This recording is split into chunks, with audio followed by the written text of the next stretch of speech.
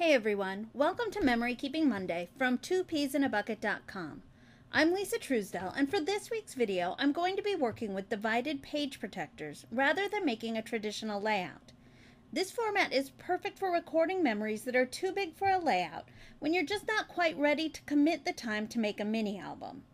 I'll be adding this page to my Project Life album, but you could use the same concept mixed in with your regular layouts. Since this page is about a trip my husband and I took alone, I'm taking that opportunity to mix in some metallics and pink. The addition of navy, aqua, and wood grain will keep it from looking too sweet, and I've also grabbed some pockets and envelopes to help hold memorabilia and journaling. I approached this album insert in the same way that I do my Project Life, and started with a sketch. I almost never use sketches for layouts, but when I'm dealing with multiple photos and pockets, I like to map everything out. Once I get started working, I'll end up moving things around, but the sketch gives me a good starting point and lets me double check that all of my elements will fit in my page protector. I started with a divided 12 by 12 page protector. There are several companies making this style right now. 2Ps carries this format by Pebbles and Echo Park. I used my paper trimmer to cut the page protector in half. When you do this, be sure to cut on the outside of the seam so that your pockets stay intact. The first thing that I'll do is lay out all of my major elements: photos, pattern paper, and journaling cards. This gives me a good sense of how it will all look together. You can see that I've made some changes from my sketch. All of the location photos were moved to the lower pockets so that I'd have more room for journaling and embellishments up top. Once I'm happy with the basic arrangement, I'll start finishing my page one pocket at a time.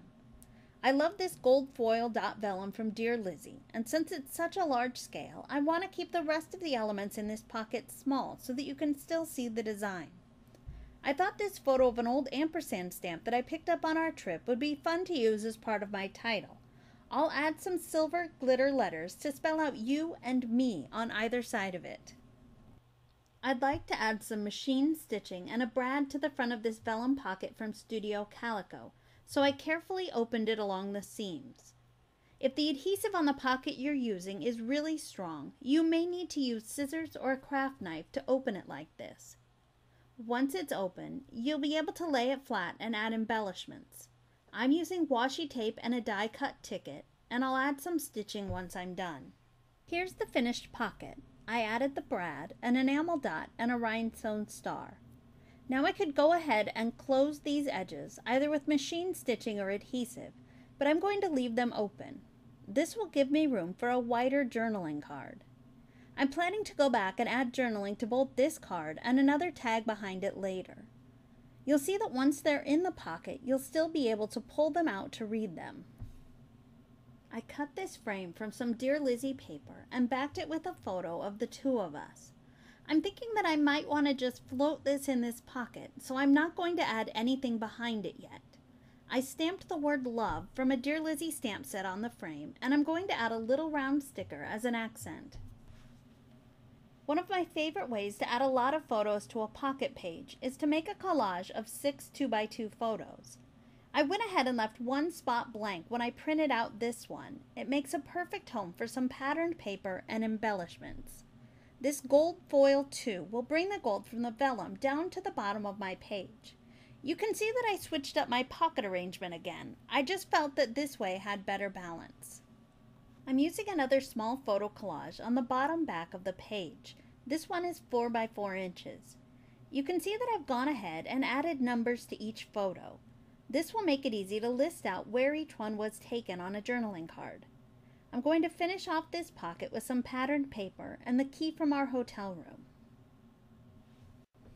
I wanted to write out all of the locations of my photos in this pocket, so I added some of this ledger washi tape over my triangle patterned paper. I love that the tape is transparent so you can still see the pattern below it, but it's opaque enough that that pattern won't overwhelm my writing. I'm going to finish this card off with a row of heart stickers. I'll add some machine stitching down the middle of them and then add some small accents to finish it. When I was working on the front of this page, I mentioned that I was thinking of floating this little Polaroid in its pocket. I'll need to keep that in mind as I work on the element that will go behind it. I'll want to make sure that whatever I place in this pocket is the same size. I started by cutting down this navy patterned paper to match the Polaroid, and I'm going to lay this die cut too so that it hangs over the edge.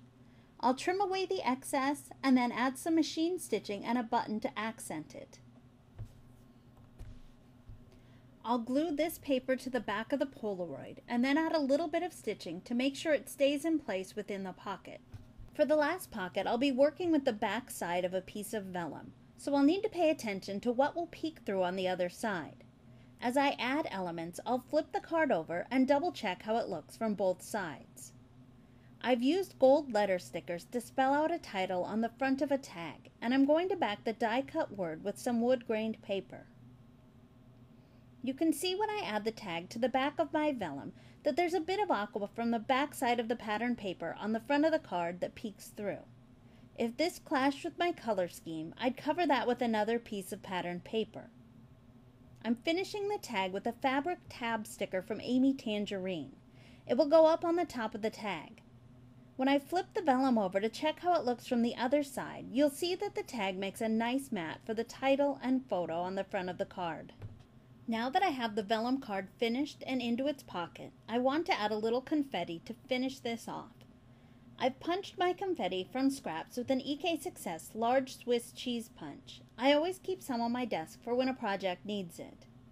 I want to get it down into the bottom of the pocket so it won't cover anything important, and I'll shake it around a little to make sure it doesn't bunch up.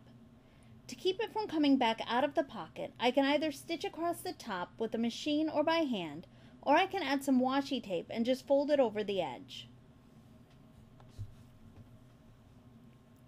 I also wanted to show you how I embellished a Simple Stories pocket to hold some extra memorabilia from the trip.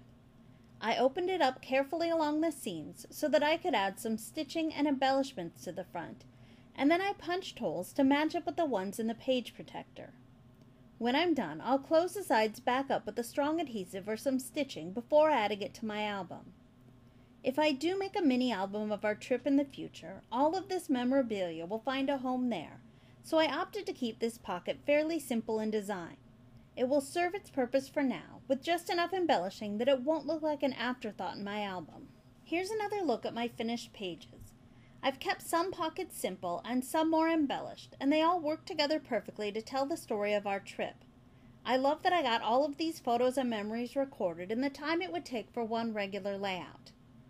Once I added the page to my Project Life album, I decided to add a little patterned paper tab to the top pocket, just to help it visually stand out from the other pages in the book. I think that it's cool that the photo collage from our trip ended up next to a photo collage of what the boys did with Grandma while they were at home. It helps show the rest of the story from that weekend. Thanks for joining me today, and I hope you'll consider trying divided page protectors in your album, even if you don't do Project Life. Don't forget to come back next week for another Memory Keeping Monday with 2peasinabucket.com.